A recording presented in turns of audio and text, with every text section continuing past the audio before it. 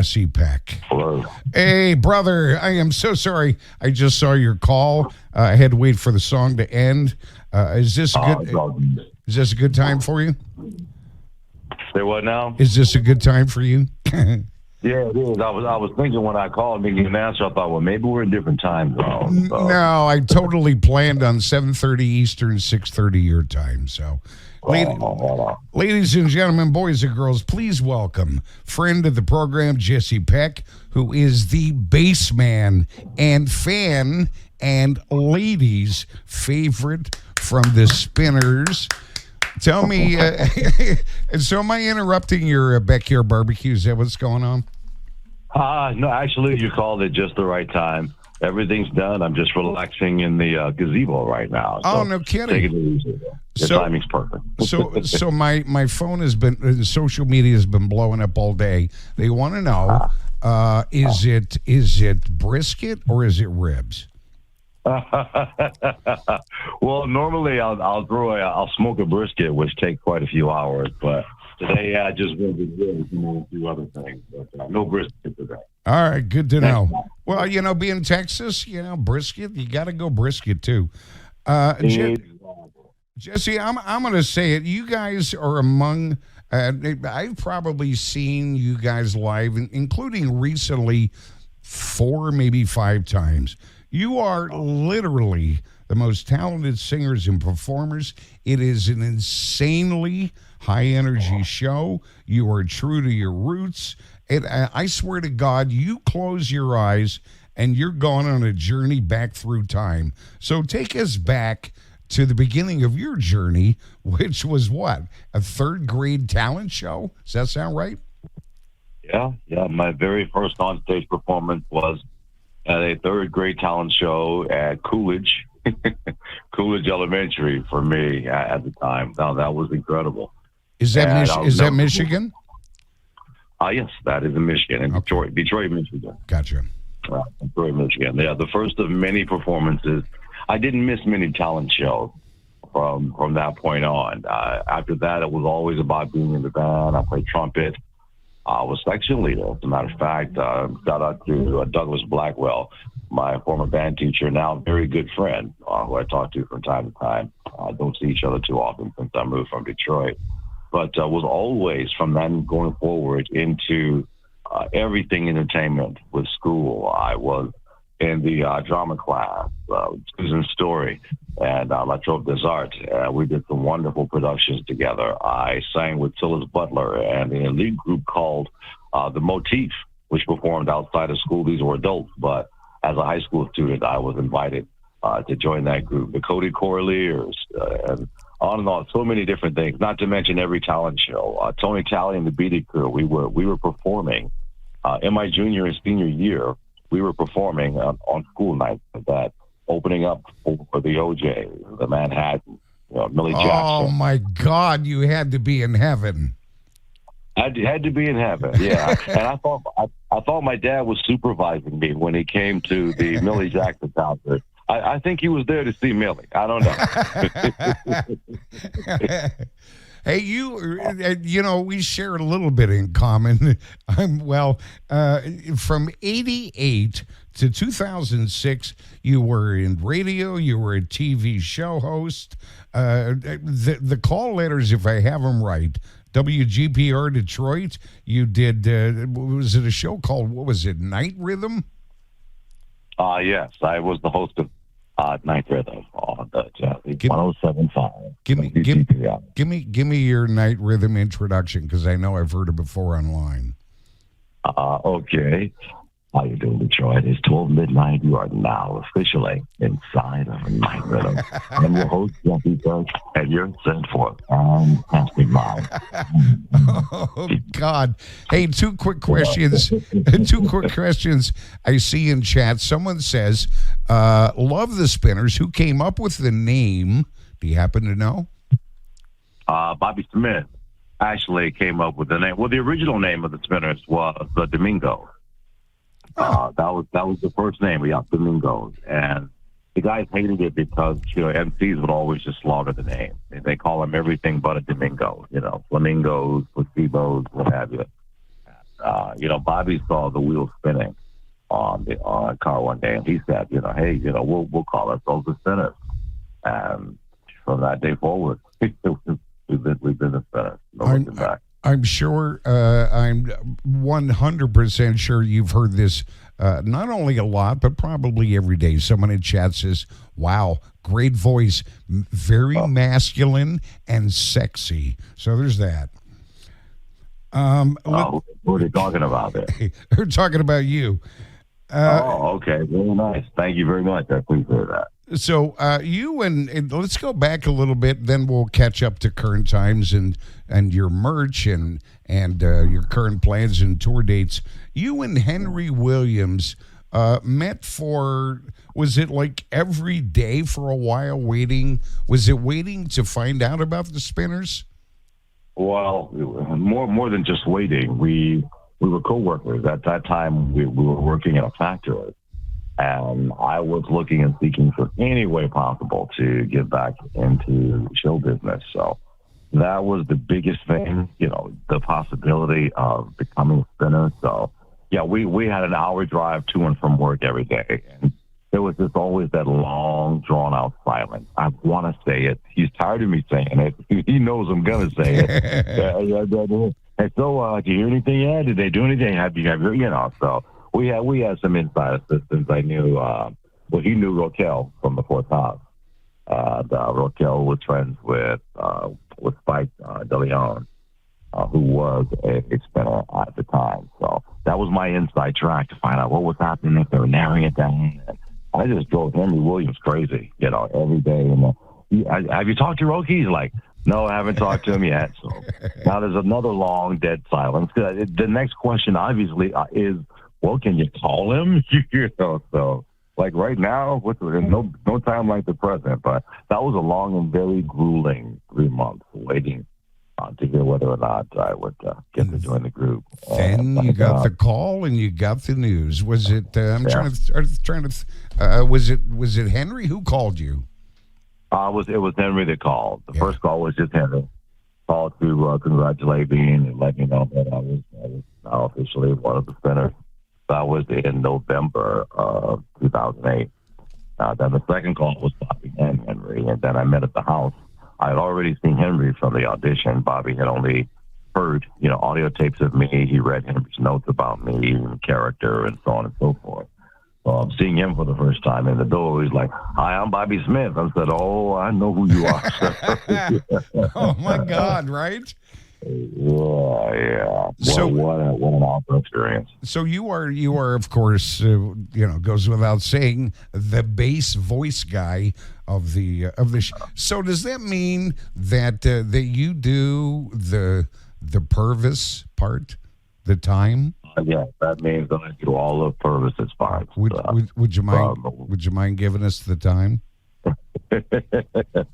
Well, somewhere on planet Earth, it's really close to being, what is that? Oh, God, I love that. I'm telling you, you guys literally have an amazing catalog of hits from the 60s, 70s, 80s, and you absolutely, I was at the, and thank you so much for having us backstage. It was a rare moment. I absolutely enjoyed it. The program, the show is so high energy, and you bring all of that back to life. So let's see here. Tell me about. Let's kind of jump way forward. You have, and I think I posted it on social about midnight when it broke. Tell me about the brand new music video, After Hours. Oh my goodness, incredible. Well, first of all, it's an historic video because the Spinners, who started back in 1954, to this date, this is the first ever music video ever shot, produced by and for the Spinners. There is no other music video. There's tons of footage, tons of TV appearances, concert footage, and so forth. But we had never done a music video before. So this is a fantastic approach for us. Very excited about that. The music on this album, I say album, DJ hates when I say that, but on this CD are awesome. We got some great stuff on here, and I'm just really happy with it. Bernard Grobin, the producer for the album, did a great job. Jessica was great. The Ten Up Girls were awesome. We've got a ton of great music here, and just song after song. After Hours is a fantastic song, and we absolutely love the video. And I request everyone within the sound of my voice to just grab the entire album, to finish After Hours. Just start from the beginning. Just let it play through. You'll enjoy it. Absolutely ridiculous. In fact, we're gonna play that in just a few moments here. But so where did you film the? And I've seen the. You posted it on social media. The sort of behind the scenes filming of the music video. Looked like fun. It was. What did what's your wife say? That's funny you said that. She's like, are you working? Seriously? Yeah. You call that work? Right. Well, it's funny, but because actually it was the reverse of that. It was the model, one of the models that was the model that was on the set sitting with me. When I say the line, I see heaven in your eyes and I can't believe you're mine. She says in between one of the takes, she said, what's your wife going to say when she sees me sitting here all cuddled up with you, I just kind of chuckled. I said, well, my wife is quite secure and she's fine with what I'm doing. And she's actually right behind you. No. Well, no, she wasn't behind her, but no, she's very secure. My wife is my best friend, and she knows me. We know each other. She knows that. She just knows I'd never do anything to hurt her. So a couple more quick questions, and I'll let you go because you're in your gazebo post barbecue. You tour the entire country, if not world. Do you have a favorite place? I'm leading up to, you have a cruise coming up in like February, March, and I'm guessing A, your wife may be going. B, cruises are kind of pretty cool. I want to say this is like Cozumel in Mexico and so forth. But of all the places you tour, have a favorite, or is it just wherever the weather's good? That's funny you said that, and I think you know. I think you knew what my answer would be. But yes, it's the cruises. Not so much the destination. It's the interaction. You're at sail for an entire week. Beautiful surroundings. You don't get tired of what you see because it changes from day to day.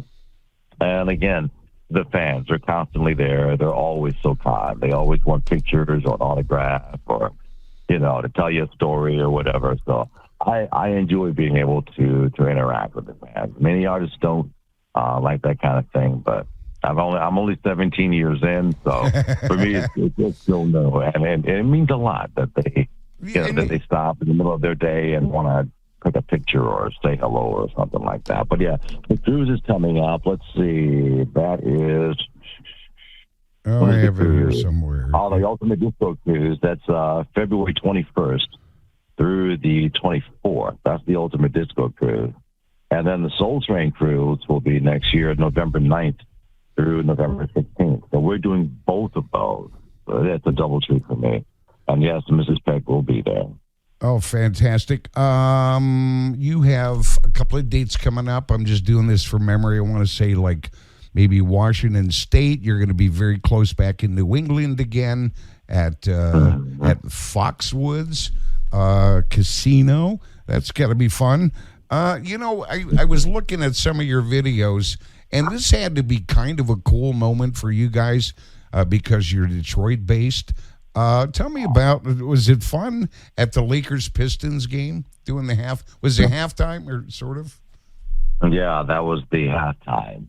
So where we performed. It was very nice, very nice. I saw lots of old friends there from our radio days. Saw Lee Anthony, who worked in sales at JLB and 92.3 and probably a few other stations. So saw some of my old folks there. Saw quite a few people from the old JLB family. that's always nice. Plus, your friends. If you grew up in the area, you're gonna see people that you know. So that's always wonderful. It's like a homecoming whenever we perform in Detroit. And to be at a Piston game at halftime, Flavor Flav was sitting in the audience. I don't know if he got to see us or not. I think he went up to get a hot dog or something. But everyone else seemed to. I'm looking forward to seeing him again. I'm going to ask him, did you see us? Did you check the show out? I would love to hear what he said. Two quick questions in chat, and one is, did you? And I think I know the answer to this, but did you grow up listening to the music of the Spinners? Yeah, that's an absolute yes.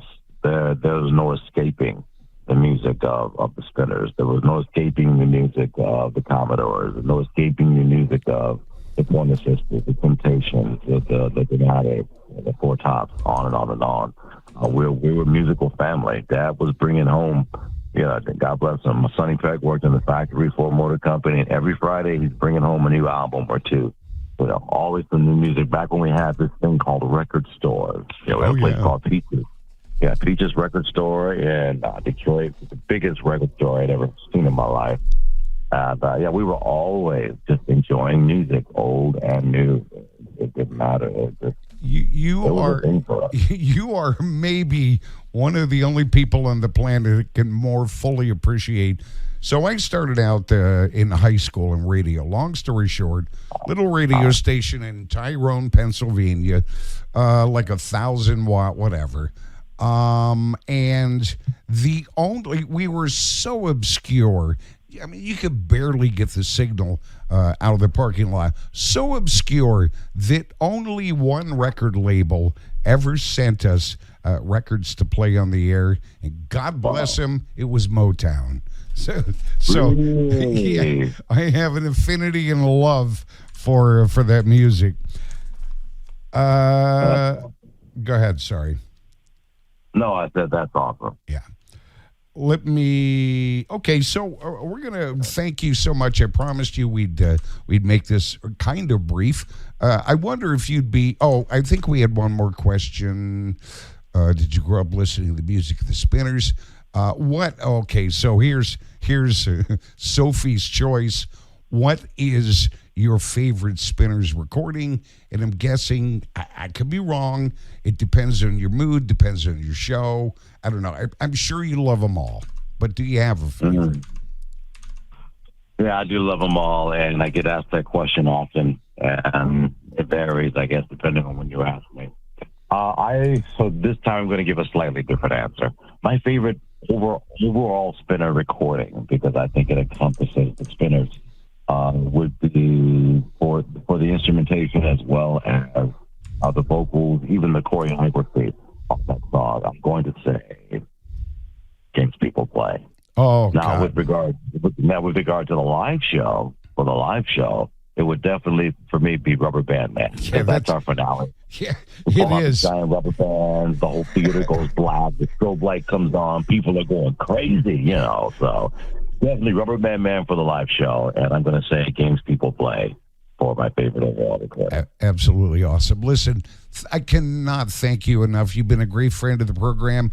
I sure appreciate it. I wonder if you'd be kind enough to introduce and take us home with your After Hours song.